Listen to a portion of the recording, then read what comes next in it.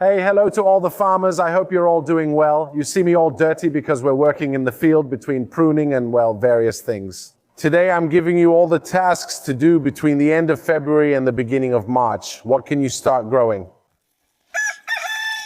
But before we start, I have to ask you a small favor. In fact, so many of you aren't subscribed to the YouTube channel. For 13 years, we've been sharing this adventure, and now there are so many of us. I want to reach more and more people to share and spread the passion we have for nature, so I need your help too. So one of the things we need to do today is finish planting the ranunculus.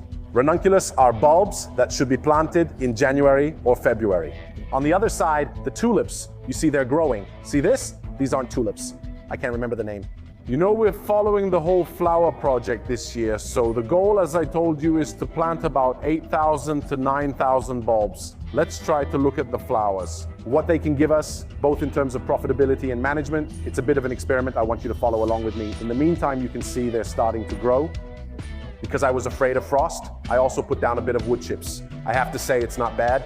I noticed a few little holes from mice, so we'll see what happens, guys. This year is experimental. So, the tops were complicated to manage at first, but it seems they could be a good solution. I've already made good progress. Ranunculus are pretty easy. I'll show them to you in the bucket now. They're small and I can manage them quite well. We should be able to fit these here. Look at how they're made. Let's look at the rows so you can see how the flowers are too. The irrigation will be missing, which we'll install later with these pipes. But now it's already raining too much. On the other side, look here, you see they're sprouting here. Here are some tips if you want to plant tulips. In my opinion, you're late and they should have been in the freezer. Otherwise, just plant them. And this year, they won't do anything. Pay close attention to where you buy them. I'll leave my discount code in the description. I get them from this site. I've already told you about it, and I'm really happy with it. Look, the effects are coming up, so thumbs up. Let's keep going.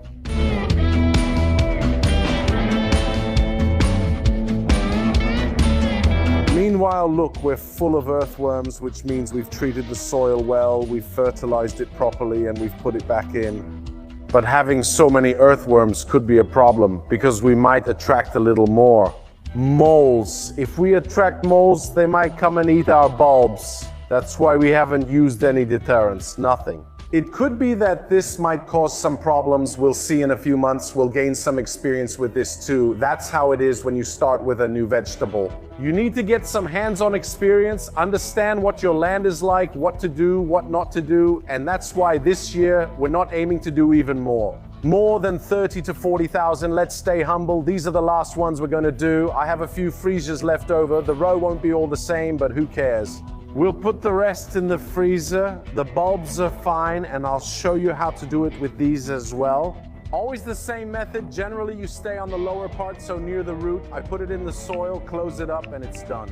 Guys, if you have a small garden, the best way is to do it with the plant, bulbs, and so on. But when you have to plant 8 to 10,000 of them, you need to go a bit faster. This month, we'll also be doing some pruning.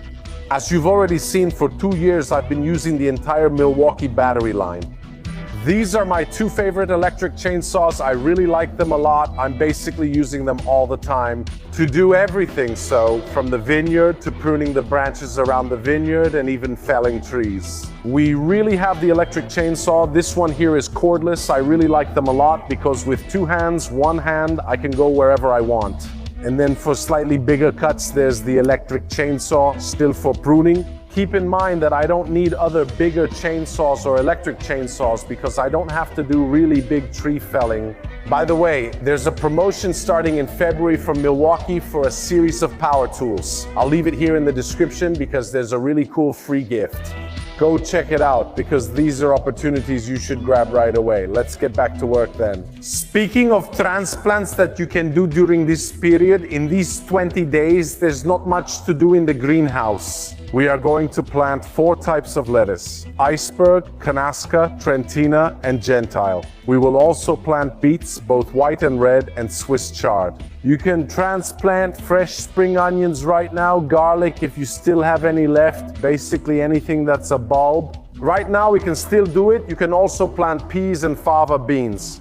Keep in mind that for the rest it's still a bit early, so we need to check in. Around mid-March, we're harvesting the last Romanesco cauliflowers. Today we're finishing harvesting all of them, removing all the leaves and starting to work on the last piece of land we need.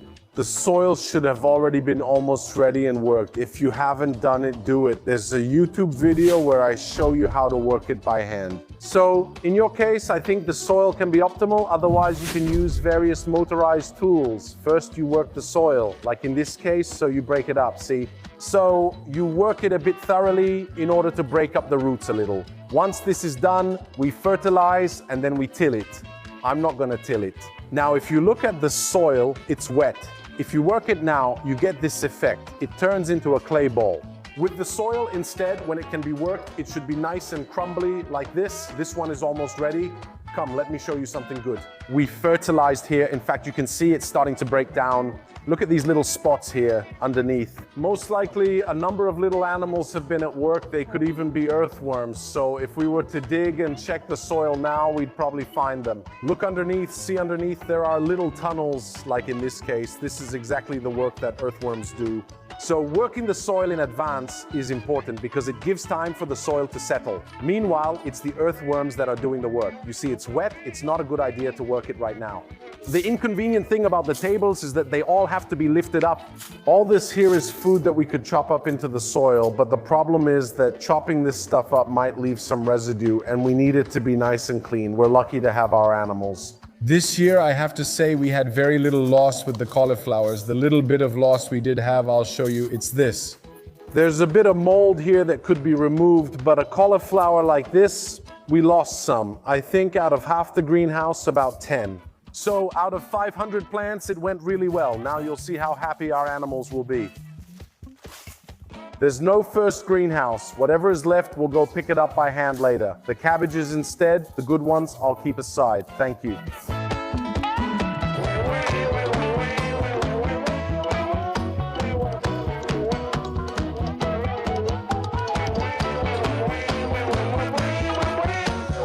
I noticed that where I throw them, where it rains, if I throw cauliflower or something else, the animals step on it and don't eat it.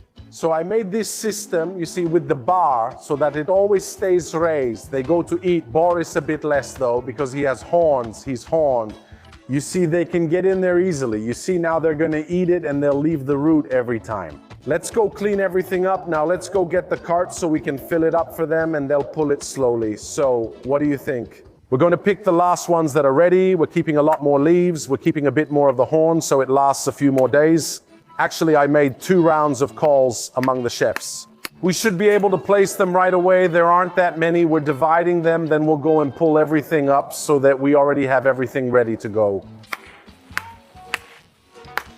Oh my, it's tough to go to work already today. The ground, it's pretty warm today too. It's about 15 degrees outside, so a farmer's day is always different every day.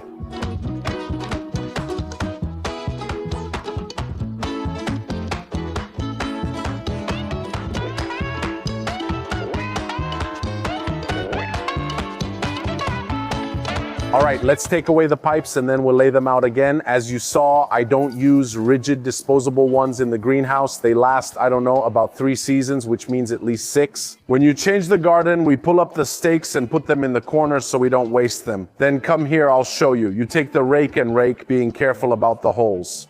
Let's remove as much as possible so we can take it to the animals when it's done. If you have the blower, you can use the blower. Now, if it's spread out, it works much better. If it starts to bend, it's a bit harder to go around. Everything is ready for this afternoon's market. Some of our customers will come, and then tomorrow we'll deliver to the chefs. Cavallo Romanesco, there's Marco Kane. I'm thinking about which video is the Aerox. I mean, you see the push, look here. No, it's not Aerox 2. We'll release that one, Marco. Soon though, in the mud, the traction makes you think, let's pull up the tarp, so later we'll work the soil, then we'll till it. See what's under here. Look, a little snail. Know what we'll do? We'll put it in a bucket and give it to the chickens. Circular economy. I'll explain, because if you see one little snail like this in season, you'll see at least 50 or 60. So what happens? We go and remove them, because otherwise it's pointless. When we have the problem, we want it to be friends to the animals, not use chemicals, so we remove them and give them to our animals. We keep an eye on what we have and we handle it naturally with natural products. I know nobody tells you this because they want more views, making videos. What do I do with snails? Giving people tricks. So now let's do the last pruning, and let's also cut this branch. Maybe this one and this one too, because it's hard for me to get through with the tractor. We'll also remove this one here. In the next few days, we'll be pruning the plum tree, which is this one, so we have it. We'll remove this branch and take off some of these so we can get through with the tractor. After I finish working, we'll get the tools and start removing wood right away. All right, let's go make a few cuts already. 1. So since I have stuff and so on, it didn't seem right to let it fall. So, stitches here. Stitches here. I've been using the same one for 2 years. Milwaukee really never disappoints. Do you know the best thing they have? Now let's take the batteries from here. The power is amazing. The second thing is all the know-how they have about engines. You can tell they've developed power and efficiency in their engines. Really amazing. Did you see that? Rather than letting everything fall, I could have used the classic Milwaukee Accord chainsaw, but this time I chose to lower it myself from above. The pruning looks rough, but sometimes I can't fit the van through here, so we have to trim them a bit. There we'll do a return cut, we'll remove that branch there so it goes over there, and we're basically done. Voila, now we can get through. Let's go finish the plants over there. We'll have to be careful not to end up with the animals. And that's why I'm using a pole pruner. Of course, later to finish up, we'll use either the chainsaw or the pruner. That's agreed. We're going to remove it. Of course, if you can't reach it, unscrew, pull up, close it again, and start over. Now I'll let this one get stripped. Perfect, that's why I dropped it like this, because now it won't go over the fence. What else? We have all the branches on the side, which we'll finish up later, trim them up. We can make it fall this way.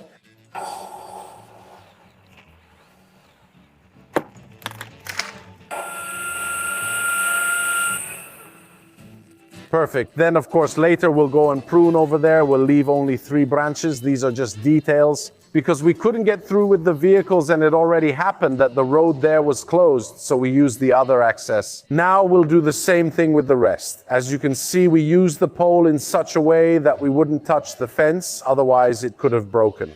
So I hope you enjoyed this video. Remember to subscribe to the channel, give it a like, and I'll see you in the next video. Get back to work. Bye, everyone.